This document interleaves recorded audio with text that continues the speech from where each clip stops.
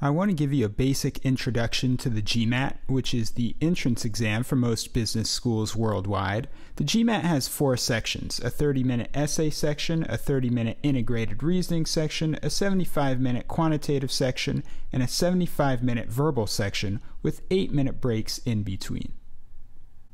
The essay section is pretty straightforward. You write an essay.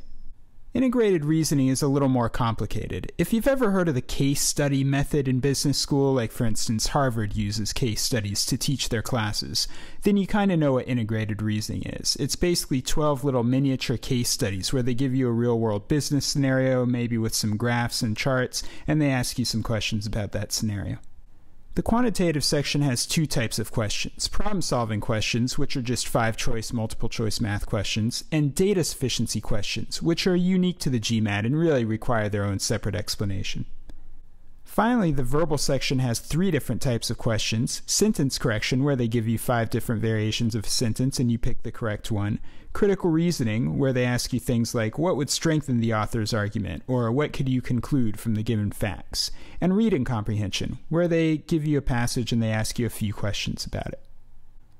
The quant and the verbal section are both adaptive tests, and you may already have heard of that.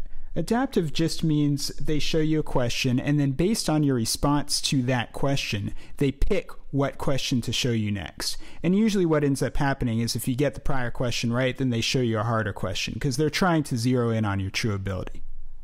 The essay and the integrated reasoning section are not adaptive, so they just pick the questions that they want to show you in advance, and then they just show you all those questions.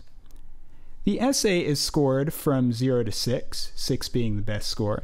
Integrated reasoning is scored from 1 to 8, 8 being the best score, and the quant and the verbal section are each scored from 0 to 51 as a raw score, but then that raw score is combined into a 200 to 800 score that factors in both those sections, but not the essay or the integrated reasoning section.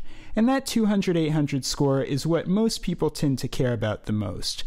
So that's the GMAT.